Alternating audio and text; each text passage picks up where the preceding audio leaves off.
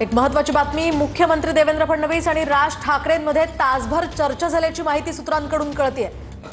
एक महत्त्वाची घडामोड, हॉटेल ताजलँड एंडमध्ये हे दोन महत्त्वाचे नेते भेटले। तासभर या दोघांमध्ये चर्चा झाल्याची माहिती आहे। तर बीएमसी निवडणुकीच्या पार्श्वभूमीवर या दोघांमध्ये चर्चा झाल्याची माहिती सूत्रांकडून कळतेय। त्यामुळे या भेटीकडे सर्वांचं लक्ष लागलेलं होतं। या नेत्यांमध्ये नेमकी काय चर्चा झाली आहे ते पाहणं आता महत्त्वाचं आहे। साधारणतः 11:34 आसपास फडणवीसांचा ताफा या ठिकाणाहून निघाला। फडणवीस आमच्या TV9 मराठीच्या कॅमेऱ्यात कैद झालेले आहेत। या ठिकाणाहून बाहेर पडताना त्याची दृश्य आपण पाहतोय।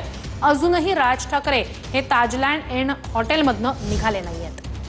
आपण पाहतोय मुख्यमंत्री देवेंद्र फडणवीस आणि राज ठाकरे यांच्यामध्ये ही भेट झाली आहे। त्यामुळे राजकारणातली ही सगळ्यात मोठी बातमी म्हणावी लागेल। एकीकडे ठाकरे बंधूंच्या युतीची चर्चा सुरू होती, दुसरीकडे फडणवीसांनी ही भेट घेणं याकडे सगळ्यांच्याच भुवया खरं तर यामुळे उंचावलेल्या आहेत। त्यामुळे लोकसभेची बैठक सुद्धा एक महत्त्वाची बातमी याच संदर्भात समोर येते। ताजलँड एंडमध्ये जी चर्चा झालेली आहे ती 2101 या नंबरच्या रूममध्ये ही बैठक झालेली आहे आणि लोकसभा निवडणुकीवेळी सुद्धा याच VIP सूटमध्ये चर्चा झाल्याची माहिती आहे। लोकसभेची बैठक सुद्धा याच रूममध्ये झाली आणि आता जेव्हा आगामी मुंबई मनपा निवडणुकी संदर्भात या दोन नेत्यांमध्ये चर्चा झाल्याची माहिती समोर येते तेव्हा सुद्धा ती त्याच रूममध्ये बैठक झाली। ताजलँड एंडमधली 2101 नंबरची ही रूम।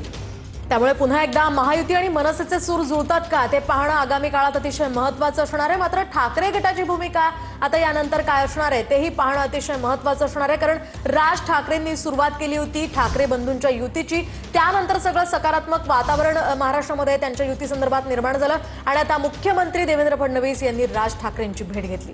एक महत्त्वाची घडामोड, ताजलँड एंड हॉटेलमधल्या 2101 नंबरच्या रूममध्ये ही बैठक झाली आहे। पालिका निवडणुकीसाठी दोन्ही नेत्यांमध्ये महत्त्वाची चर्चा झाल्याचं कळतंय।